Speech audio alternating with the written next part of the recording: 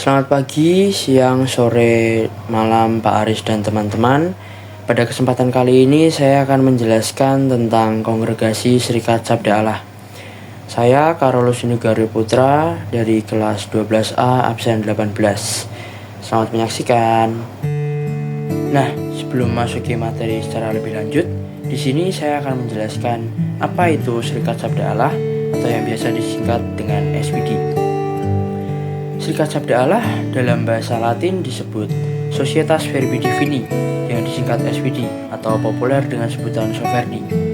Serikat Sabda Allah adalah sebuah kongregasi keagamaan misionaris dalam gereja Latin, salah satu dari 24 gereja sui iuris yang membentuk gereja Katolik. Tujuan utamanya adalah menyebarkan Injil dan melayani umat di seluruh dunia, yang tentunya berfokus di tempat-tempat yang kurang terjangkau. Anggota SPD sendiri disebut misionaris Sabda Allah dan mencakup para imam, bruder, dan seminaris yang berkomitmen pada kehidupan misi. Pada tahun 2020, organisasi ini terdiri dari 6.023 anggota yang terdiri dari pastor dan bruder yang tentunya berkarya di lebih dari 70 negara. Organisasi ini adalah kongregasi misionaris terbesar di Gereja Katolik. Pemimpin umum dari SPD sekarang ini adalah Paulus Budi Kleden yang berasal dari Indonesia. Di sini saya juga memasukkan sebuah kutipan ayat dari 1 Yohanes 4 ayat 7 yang berbunyi, "Saudara-saudara, marilah kita saling mengasihi sebab kasih itu berasal dari Allah dan setiap orang yang mengasihi adalah lahir dari Allah dan mengenal Allah." Saya memilih dan memasukkan ayat ini karena saya merasa ayat ini cocok dengan nilai kehidupan yang dipegang oleh Santo Arnoldus Jansen, yaitu kasih kepada sesama. Ketika kita mengasihi, kita mencerminkan karakter Allah, dan tentunya Kristus juga mengajarkan kepada kita untuk menghormati satu sama lain, yang tentunya ini termasuk menghargai perbedaan kita dan berbicara dengan penuh hormat. Selanjutnya saya akan menjelaskan secara singkat bagaimana kongregasi ini didirikan. Kongregasi ini didirikan di Stijl, negara Belanda pada tanggal 8 September 1875 oleh Arnoldus Jansen sebagai tanggapan terhadap kebutuhan misionaris di daerah-daerah yang tentunya belum menerima Injil. Mereka dari penduduk dan pengikut gereja di Jerman yang pergi dan berlindung di Belanda selama terjadinya perselisihan gereja dan negara yang disebut Kulturkampf. Peristiwa itu menyebabkan banyak ordo agama dan kongregasi diusir serta seminari ditutup. Kongregasi ini mulai berkembang dengan mengirimkan misionaris pertamanya, yaitu ke negara Cina pada tahun 1879. Seiring berjalannya waktu, SPD mengembangkan kehadirannya di berbagai negara di Asia, Afrika, dan Amerika Latin, yang menjadikan SPD salah satu kongregasi misionaris terbesar di dunia. Setelah mengetahui apa itu Serikat Sabda Allah dan sejarah singkat tentang didirikan Sabda Allah, di sini saya akan melanjutkan dengan menjelaskan tentang spiritualitas kongregasi Sabda Allah. Spiritualitas kongregasi Sabda Allah berfokus pada Sabda Allah atau biasa disebut Verbum Dei sebagai pusat kehidupan rohani para anggotanya. Devosi kepada Roh Kudus sangat ditekankan dengan Santo Arnoldus Jansen yang menyoroti pentingnya doa kepada Roh Kudus dalam misi. Selain itu, devosi kepada Perawan Maria memberikan teladan pengabdian dan iman. Nilai-nilai kesederhanaan, pelayanan, dan solidaritas dengan kaum miskin menjadi inti dari tindakan mereka, yang tentunya mencakup perjuangan dan keadilan sosial. Pelayanan merupakan panggilan utama Serikat Sabda Allah, di mana mereka dipanggil untuk melayani sesama dengan penuh kasih. Anggotanya berusaha untuk menjadi saluran kasih Allah, terutama kepada yang miskin dan terpinggirkan. Dan tentunya mereka juga berkomitmen untuk mendengarkan dan memahami kebutuhan orang lain.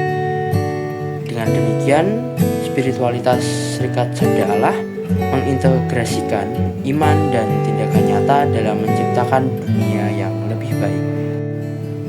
Selanjutnya saya akan menjelaskan tentang beberapa karya pokok yang dimiliki oleh Kongregasi Sabda Allah.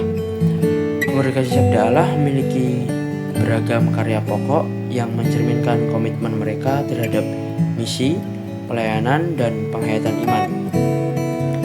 Nah, karya pokok yang pertama adalah penginjilan. Penginjilan merupakan inti dari misi Serikat Sabda Allah. Mereka berupaya membawa pesan Injil ke daerah-daerah yang belum terjangkau, terutama di wilayah-wilayah yang masih membutuhkan kehadiran gereja. Kemudian karya pokok yang kedua adalah pendidikan. Serikat Sabda Allah mendirikan sekolah, universitas, dan lembaga pelatihan untuk meningkatkan kualitas pendidikan. Mereka percaya bahwa pendidikan adalah kunci untuk memberdayakan individu dan komunitas. Yang ketiga adalah pelayanan sosial.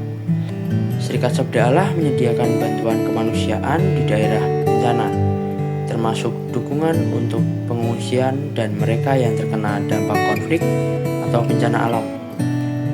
Mereka terlibat dalam pelayanan kesehatan dengan mendirikan klinik dan rumah sakit, serta menyediakan program kesehatan masyarakat untuk meningkatkan kesejahteraan.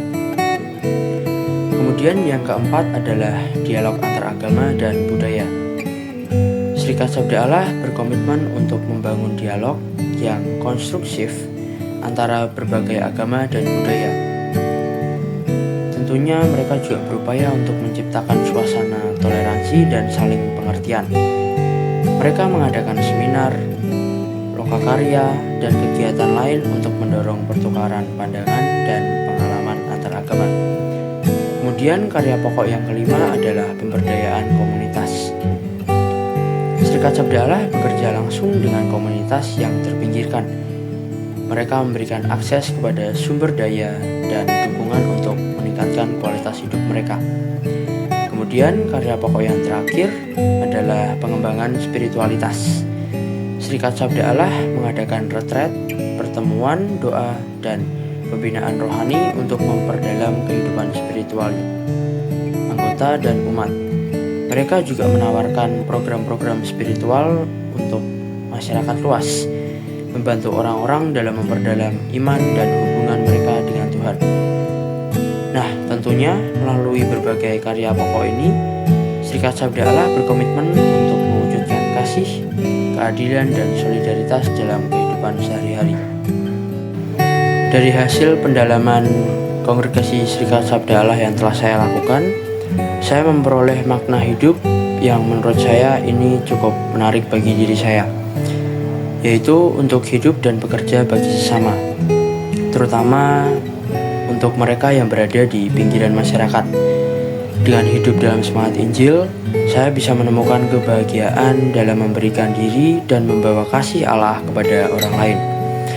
Selain itu, dari karya SPD yang telah saya jelaskan tadi, memberikan saya pemahaman yang lebih mendalam tentang universalitas kasih Tuhan dan bagaimana cinta kasih itu dapat menjembatani perbedaan.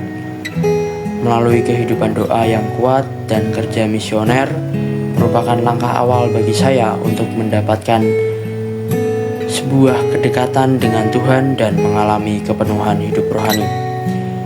Dan juga di sini saya ada sedikit quotes buat Pak Aris dan teman-teman, yaitu "We need not walk alone, the Lord Himself should be our choice." Nah, sekian dari presentasi saya ini.